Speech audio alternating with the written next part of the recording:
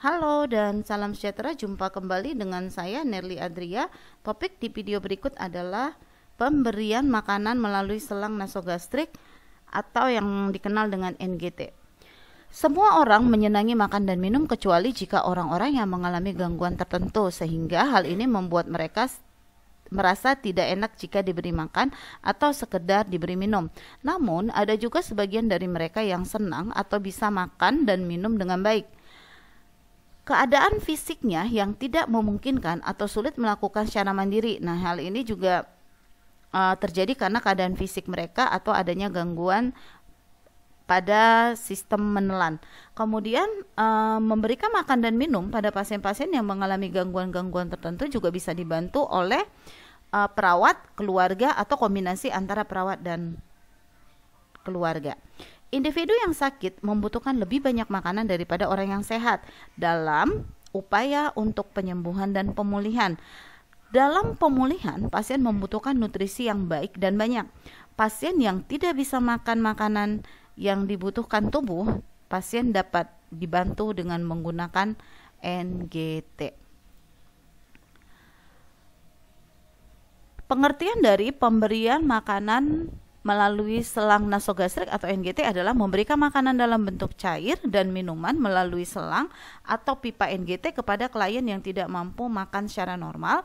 Tujuannya adalah untuk memenuhi, memperbaiki, dan mempertahankan kebutuhan nutrisi klien yang tidak mampu makan dan minum secara normal. Kemudian indikasinya pasti pasien yang mengalami gangguan pencernaan, tepatnya itu gangguan pada refleks menelan. Kontraindikasinya adalah pasien yang memungkinkan untuk diberikan makanan atau minuman atau pemberian nutrisinya bisa dilakukan secara per oral.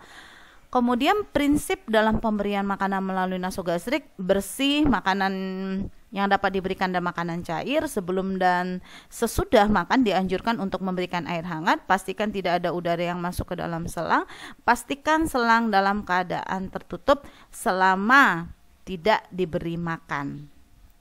Prosedur pemberian nutrisi melalui NGT yang pertama, fase prainteraksi. Nah, yang di sini dilakukan adalah verifikasi dasar. Kita membuka berkas rekam medis, pastikan nama pasiennya, nama lengkap, kemudian tanggal lahir, di ruangan mana, kemudian apakah pasien yang akan kita berikan pemberian makan melalui nutrisi tepat, dan kita harus melihat berapa jumlah makanan yang akan diberikan.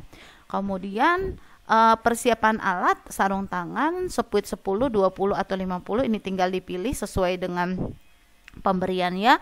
Kemudian bengkok, stetoskop, pengalas atau perlak, tisu, makanan cair sesuai dengan diet, dan air minum dalam gelas. Bila ada obat, berarti obat tersebut harus dihaluskan terlebih dahulu.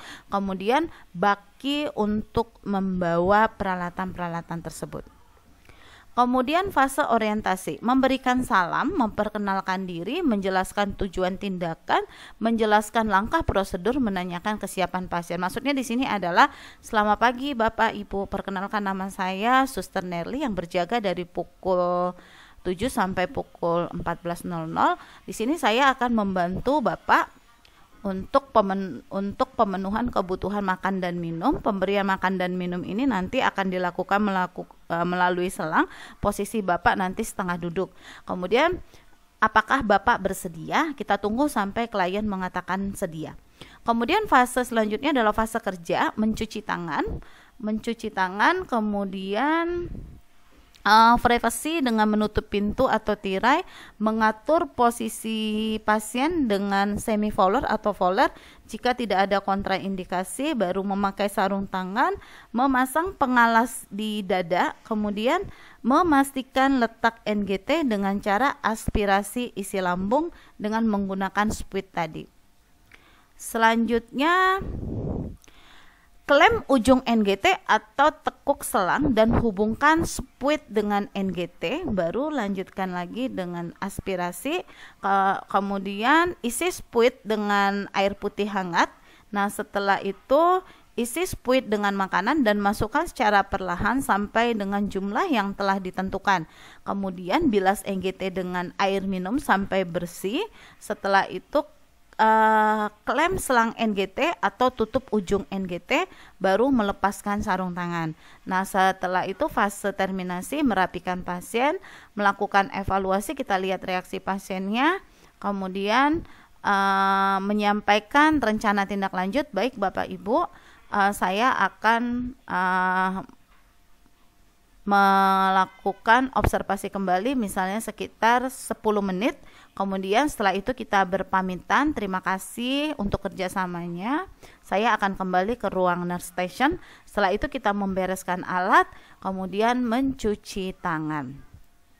Penampilan di sini adalah ketenagaan, maksudnya perawat dalam melaksanakan aktivitas itu harus sesuai ya, sesuai dengan profesinya atau sesuai dengan selanjutnya adalah penampilan ketenagaan dilakukan oleh seorang perawat, kemudian melakukan komunikasi terapeutik, kemudian perawat harus teliti, kemudian menjaga keamanan pasien dan menjaga keamanan diri sendiri. Baik, cukup sekian video berikut.